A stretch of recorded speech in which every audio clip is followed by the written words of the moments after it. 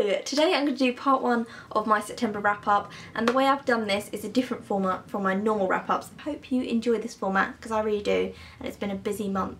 I've just finished Candy Floss by Jacqueline Wilson. I got it from a charity shop so it doesn't have the dust jacket on it, but the cover should look like that. I would say this is kind of tween, so before you hit teenage years. This is about a girl called Floss. Her mum and dad are not together. Her mum has a new boyfriend and she has a child with that new boyfriend, and Floss lives with her and sees her dad on weekends. Her mum then says, we're going to move to Australia because your stepdad's got a fantastic job, we've got to go and do it, like the money's great, we're going to move to Australia. Floss then realises that she can't see her dad if she moves to Australia because he doesn't have any money. He is a bit of a loser, to be fair, like financially his CAF isn't working out and he's in loads of debt, but he's not doing anything about the debt. He infuriated me. So Floss says, I'm not going to Australia with you, I want to stay here in England with dad. Now her dad, because of the financial troubles, everything goes wrong for the two of them. There's a lot of stress on Floss, she starts getting bullied at school, over simple things like her dad runs a CAF and she starts smelling of chips. I liked this because it was told from Floss's point of view. She's a child, she's just telling you what she knows, that's it. So as an adult you can draw different conclusions. I found her dad really irritating because financially they struggled. There was a bit where there was a fire and it was really unsafe and that whole thing was ridiculous. And I just think he couldn't financially provide for her, but he knew that her mum could. Throughout the whole book, Floss is anxious and scared and she just really feels unsafe. Like that's the theme you get throughout it, is she feels unsafe. But she loves her dad and she thinks things are going to turn around, they're going to be okay. Now, her dad knew that she felt like this. Parent is a financial obligation. In the UK you can have free contraception. You don't have to have children. So if you know you can't financially provide for a child, you need to not have a child. Do you know what I mean? It's not like, it's a privilege to have a child really, because so many people can't have children.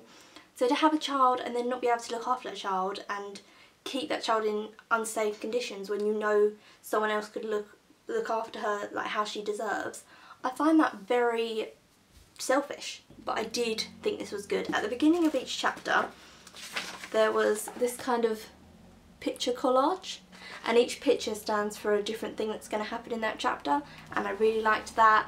I thought the whole thing worked really well. Also yellow's my favourite colour, so we swing in. I've just finished SEO Trot by Roald Dahl. This is about a man who falls in love with the lady that lives in the flat underneath him. He's loved her for many years, she is a widow, he is single, and he's trying to think of a way that he can get to know her, somehow get into her flat, like build some kind of relationship with her. They say hello to each other every single morning and he loves her, but he doesn't know how to make a move really. She has this tortoise, which SEO Trot is tortoise but spelled backwards, and she wants this tortoise to grow, and so he basically helps her grow the tortoise. I really didn't like this. I didn't think it was very good. I thought it felt like something Roald Dahl had written in like 10 minutes and just been like publish. I think Quentin is on fire. You know, I love Quentin Blake. As I say, I prefer Quentin Blake to Roald Dahl if I'm honest. He's the illustrator, his illustrations are just stunning. So Quentin's very good at drawing like plant life and nature, and in this there's a lot of plants because the man's balcony is filled with plants. So I felt like, you know, Quentin's drawings on that were really, really good. So I'm going to keep this for the drawings. But I don't get the hype when people say, oh, it's so good, it's so lovely. Wasn't impressed with SEO Trot. I wouldn't recommend it. I don't think it's very good, to be fair. Quentin is my bae, and Roald Dahl and me have a very on-off relationship. We're going through a difficult time at the moment. Hopefully we'll sort things out, but divorce may be imminent. Not sure. Sorry.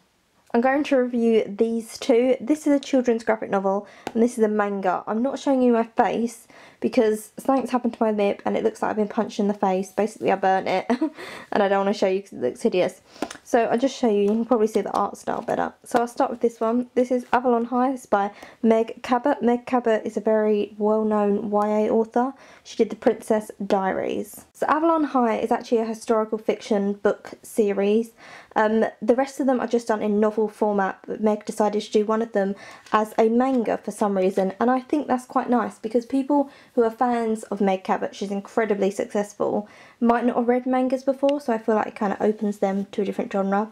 It's about a girl whose boyfriend is the reincarnation of King Arthur, and she needs to kind of persuade him that he is, and they're at high school, so it's different things like about prom, but then the next thing is like you've got to, you know, do the Merlin prophecy, otherwise the world's gonna end. So it's very odd, and other people have similarities to historical figures, which is really interesting if you know about like that form of history.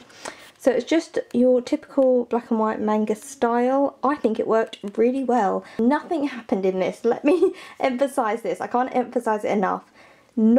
Nothing, but I kind of loved it, which is really weird for me. This is The King of Halloween Castle, a graphic novel. This is actually a graphic novel series.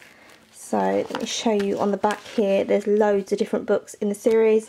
It's about these group of monsters, but obviously they are similar to different monsters. So one of them, he's obviously Frankenstein, and there's like a kind of Dracula. That's Mary, which I'm thinking is Mary Shelley and Frankenstein, which is an interesting twist. This wasn't very good.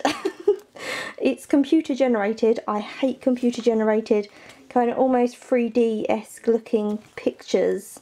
Nothing happened, there was no real conflict, it was just like, let's go and see someone, okay, we've seen them, okay, that's literally the story. It kind of looks a bit soulless to me, but it is, obviously it's taken a lot of work to do this kind of design, but computer generated design doesn't do anything for me. It's by Sean O'Reilly. I won't be reading the series or anything, I just didn't really think it had a storyline, and I didn't like the art, if I'm being perfectly honest.